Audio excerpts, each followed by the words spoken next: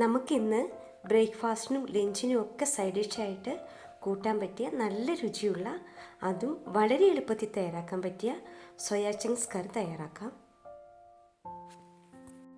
അതിനായി ഞാനിവിടെ 100 gram soya chunks ആണ് എടുത്തിരിക്കുന്നത്. അതിലേക്ക് തിളച്ച വെള്ളം ഒഴിച്ചു കൊടുത്ത് 10 മിനിറ്റ് നമുക്കൊന്ന് കുതിരാൻ വെക്കാം. ഇനി ഒരു പാൻ അടുപ്പത്ത് വെച്ച് അതിലേക്ക് സൺഫ്ലവർ ഓയിൽ ഒഴിച്ചു കൊടുത്ത് നന്നായിട്ട് ചൂടായിട്ട് വരുമ്പോൾ ചതച്ച് വെച്ചിരിക്കുന്ന ഇഞ്ചിയും വെളുത്തുള്ളിയും കൂടെ ചേർത്ത് കൊടുക്കാം. ഇഞ്ചിയും വെളുത്തുള്ളിയും മൂത്ത് വരുമ്പോൾ അതിലേക്ക് സവോള ചേർത്ത് കൊടുക്കാം. 3 സവോളയാണ് കേട്ടോ ഞാനിവിടെ എടുത്തിരിക്കുന്നത്. ഈ സവോളയിലേക്ക് ഉപ്പും കറിവേപ്പിലയും കൂടി ഒന്ന് ചേർത്ത് കൊടുക്കാം. സവോള നല്ല ബ്രൗൺ കളറാകുന്നവരെ ഒന്ന് വഴറ്റിയെടുക്കാം. സവോള കൂടുതൽ ചേർത്താൽ മാത്രമേ കറിക്ക് നല്ല കൊഴുപ്പ് കിട്ടുള്ളൂ. ഇനി ഇതിലേക്ക് പൊടികൾ ചേർത്ത് കൊടുക്കാം. 1/4 ടീസ്പൂൺ മഞ്ഞൾപ്പൊടി, 2.5 ടേബിൾ സ്പൂൺ മല്ലിപ്പൊടി,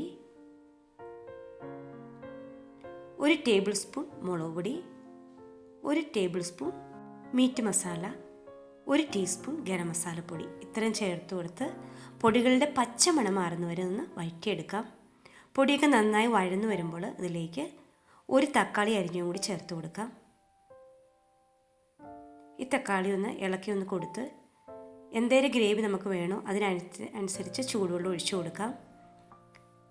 ചൂടുവെള്ളം ഒഴിച്ചു കൊടുത്ത് ജസ്റ്റ് ഒന്ന് തിളപ്പിച്ചെടുത്താൽ മതിയാവും. അപ്പോഴേക്ക് നമ്മുടെ തക്കാളി നന്നായിട്ട് ഉടഞ്ഞു കിട്ടും. നമുക്കൊന്ന് തുറന്ന് നോക്കാം.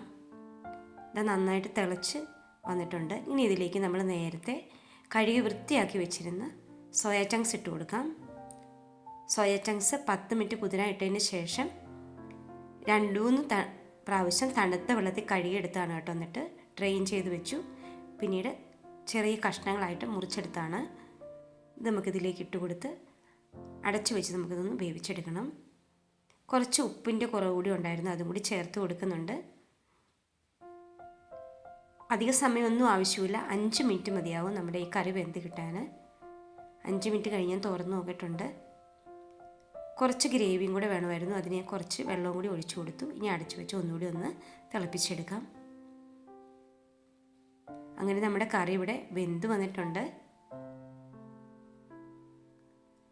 ഈ ഒരു രീതിയിൽ കറി വെച്ച് നോക്കാം കേട്ടോ, നല്ല ടേസ്റ്റാണ്.